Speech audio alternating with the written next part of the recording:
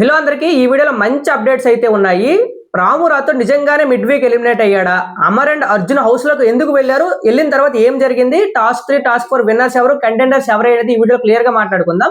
దానికంటే ముందు video like చేయండి. మీ చిన్న లైక్ చాలా పెద్ద సపోర్ట్ ఇస్తుంది. Please like the video. ఇంక విషయానికి వస్తే ఫస్ట్ 2 టాస్క్లు అయితే జరిగాయి కదా. 2 టాస్క్లో బ్లూ టీమ్ ఒకటి గెలిచింది, రెడ్ టీమ్ ఒకటి గెలిచింది. టాస్క్ 3 ఏంటంటే బురద టాస్క్ అనమాట. బురదలో వాళ్ళ టీం నుండి ఇద్దరు, వీళ్ళ టీం నుండి ఇద్దరు అయితే ఉంటారు.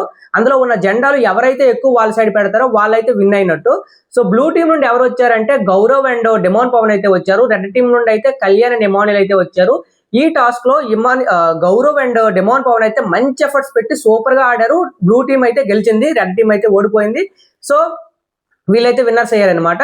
4th టాస్క్ ఎవరు గెలిచారంటే మళ్ళీ రెడ్ టీమే గెలిచింది. సో మొత్తం 4 టాస్క్లు పెడితే 4 టాస్క్లో రెడ్ టీం అయితే లీడింగ్ లో ఉంది. 3 టాస్క్లు గెలిచి బ్లూ టీం ఒకే ఒక టాస్క్ గెలిచింది. కాబట్టి వీళ్ళు లీస్ట్ ఎవరి దగ్గర అయితే క్యాష్ ఉందో వాళ్ళైతే గేమ్ నుండి అవుట్ అవ్వాలి.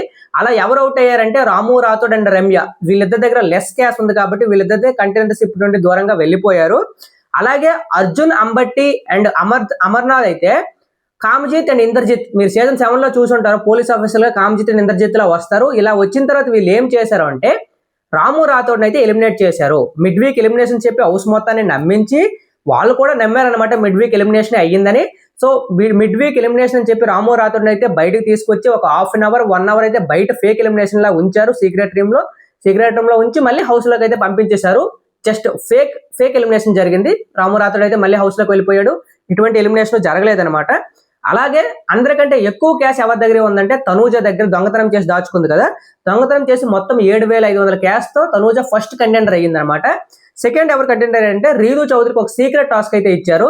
ఆ సీక్రెట్ టాస్క్ ఏంటంటే మాధురి గారి బొమ్మ మీద కిల్ యూ అని రాయాలి. మాధురి గారు ఒక విగ్రహం అవుతుంది కదా, దాని మీద కిల్ యూ అని రాస్తే ఆమె డైరెక్ట్ గా కంటెండర్షిప్ అయిపోతారు.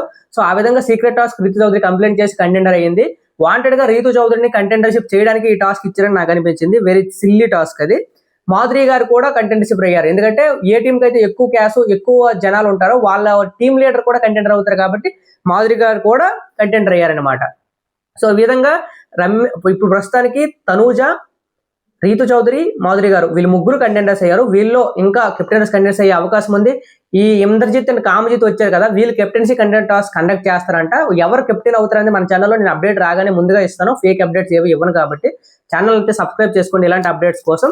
మంచి ఎపిసోడ్ అయితే, మంచి ఇంట్రెస్టింగ్ ఎపిసోడ్ అయితే ఉండబోతుంది ఈ రోజు అండ్ రేపు. మనకి ఇది టెలికాస్ట్ అయ్యేది ఫ్రైడే అవ్వచ్చు maximum captaincy content task. So ఇలాంటి అప్డేట్స్ కోసం ఛానల్ సబ్స్క్రైబ్ చేసుకుని వెయిట్ చేయండి. Thank you so much.